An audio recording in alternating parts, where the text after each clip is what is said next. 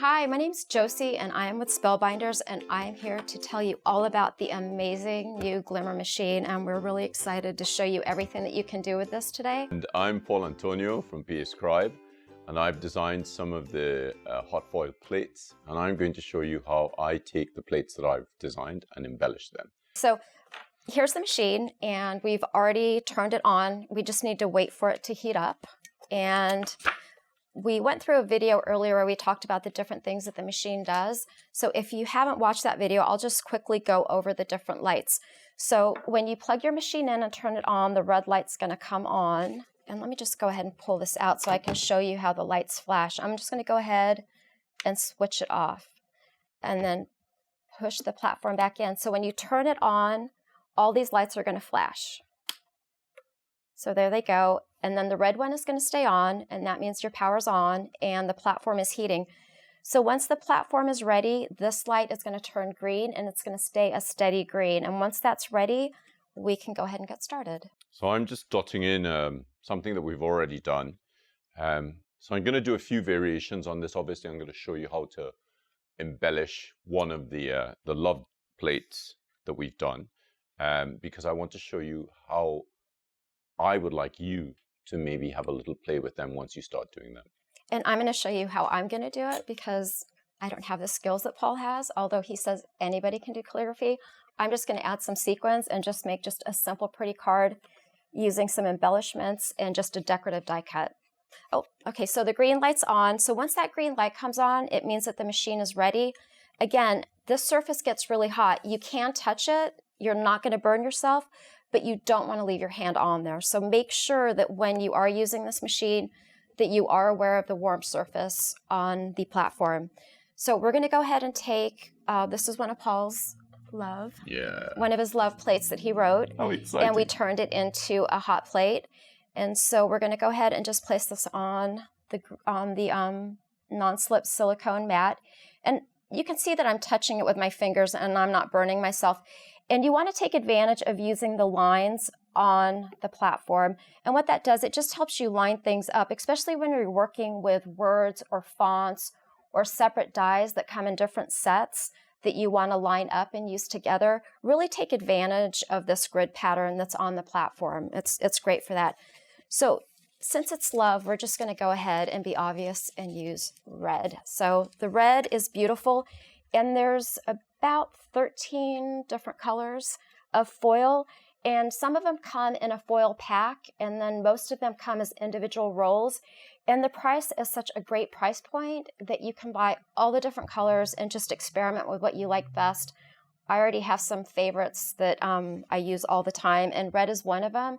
And I love to use the red with a dark color cardstock. It just really makes the color pop. So, you know, you can see these together. You know, it's like chocolate wrapped up in red foil. So it's just a beautiful combination. So I went ahead and put my plate on the platform, and now I'm going to go ahead and cut my foil. And when you're trimming your foil, you want to trim it just about the size of the plate. And let me just show you how to do that real quick. So I'm just going to use a pair of scissors. And one thing that you'll know once you start working with this is that some scissors are not very foil friendly. What they'll do is they'll just kind of chop at the foil. So you want to make sure that you're using scissors that will slice through the foil rather than trying to cut it. And then what we're going to do is we're going to go ahead and take the corners off once you cut it to size. And the reason that you take the corners off is just to help from overfoiling. Now I can go ahead and set this down and nothing is going to happen until I put my paper on top. So let me go ahead and finish trimming these corners off. And what I'm doing in the meantime, I'm adding some hatching just to build a little bit of shading, just to give you a little bit of depth. I have my plate on top of my grid. My light is green, and now I'm going to push my timer button. And what the timer button does is it tells me that my plate is hot enough for the foil to transfer to paper. And it's really important that you get your plate hot enough, because if you don't, you won't be able to transfer the foil to the paper. You'll get like a partial foil and you'll have to do it over again. So I'm going to go ahead and push this button and it's going to flash. But I can go ahead and put my foil on here, and I'm going to go ahead and take a piece of paper and put my paper on here, like so. And then we're going to use our plates. So this is the shim plate, and that goes next.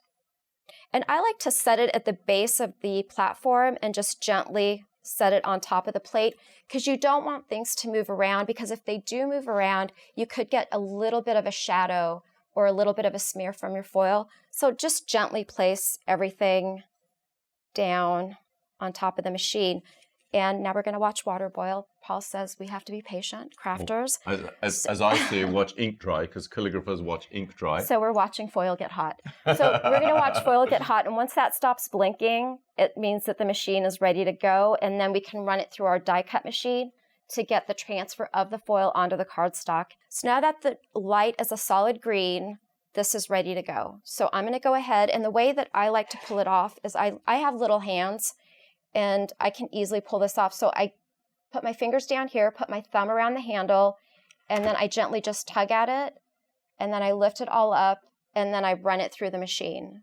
So once you pull the platform out of the base, you're going to go ahead and set it on the platform of the machine. And one of the things that you want to keep in mind is that you want to run it through slowly. It's not like die cutting where you can just really crank at it. So I'm slowly just going to run it through.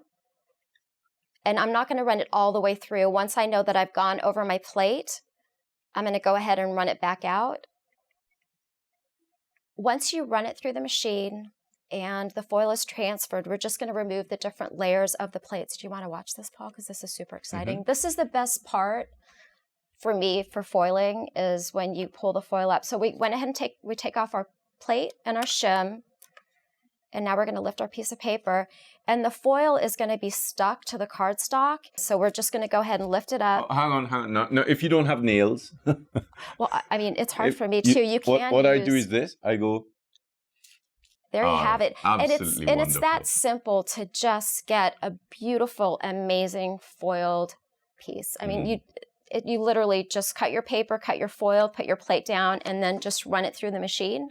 And so thanks, Josie, for that. So what I'm going to do is I'm going to take that foiled love that Josie's just done, and I'm going to show you how I would treat it. Now, the first thing I'm going to do is, obviously I'm sitting up. You know, my posture is really good here, but I'm doing copper plate script, so I need to be at a slightly different angle. So I'm going to adjust my position, and I'm going to add something called couching. So it's just 3 sheets of kitchen roll. I'm using some Dr. P.H. Martin's white and Hunt 22B nib. Never put the ink here, it'll always smudge. Just touch it in there, get the ink flowing. So when you write the word love in copper plate script, what you get is this.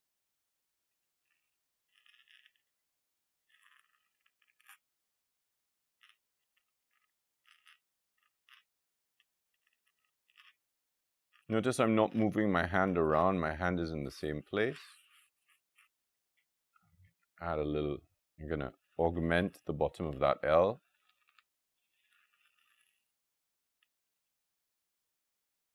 So that gives you a little bit of an idea of some of the things, of the way that this was written. Now, the reason for that is, if you wanted to add weight to this, you'd add the weight based on the way in which the script is written. I should have actually written that at the top. So I'm going to position my hand fairly high up for this. And we're going to basically rewrite the word, but using the written structure as a shadow.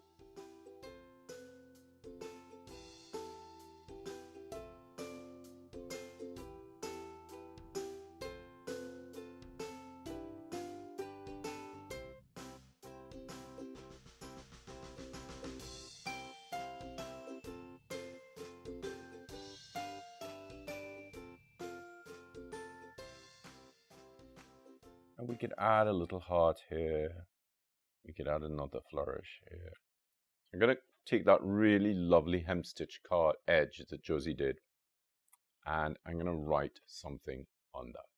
Now, another little tip, I have tons of these tips, is to actually work off the lip of the sheet. So do you see that little bit of, give there? Just a little bit playful. And I tend to hold at the bottom rather than at the side, because you want the page to have a little bit of lift.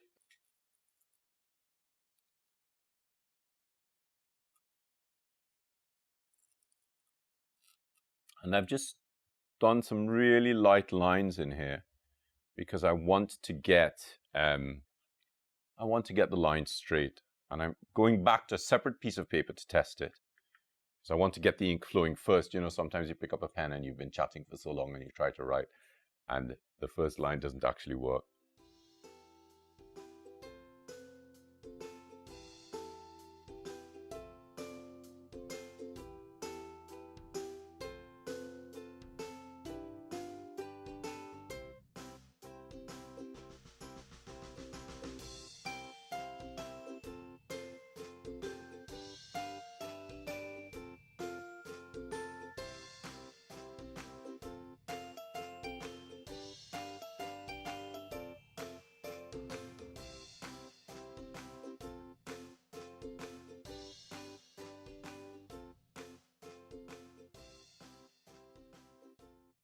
So these are all little decorative techniques that we use in calligraphic flourishing. Now there are other ways that you saw earlier on whilst Josie was working that I looked at different things. So here is one where I've dotted in the edge and hatched in a shadow using this pen. I started looking at this kind of thing. And you can augment these.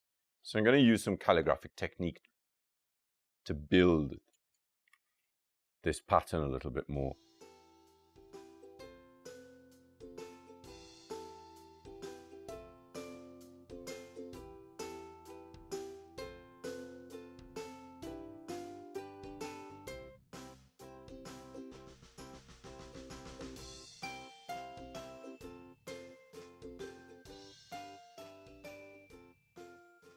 If you're going to have the word love, then, you know, add some hearts. Remember, always do additional flourishes in batches in uneven numbers. So always do them in 3 or 5 or 7. I'm just going to add some. So this is at 55 degrees. So I'm going to hatch half of the heart in at 55.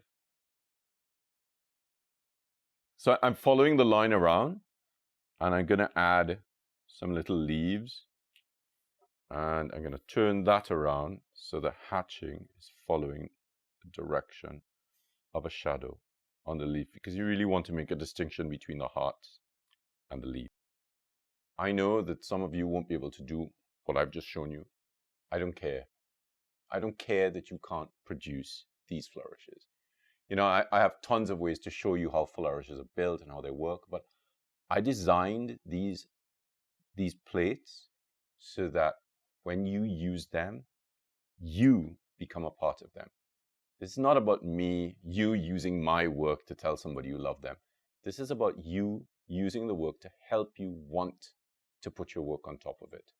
So I don't care if you think you have bad writing. If you think you have bad handwriting, it's usually because of one reason, and that's because you're writing too quickly. Slow down, take your time, plan it on another piece of paper. Don't just think tackling it on the same thing that you've done. I mean, you could do that, which means you'll obviously need to buy more foil because you'll probably have to do it quite a few times. But honestly, do the love, practice writing it up, then you use your handwriting on this, you know. I would like to see you put your love, my love, and then you. I'd love to see what you guys come up with. So thank you so much for your time, and thank you so much for your patience with working with the product. Have a nice day. Thanks for watching. If you like this video and want to see more from Scrapbook.com, please like, share, subscribe, and leave a message. Happy crafting.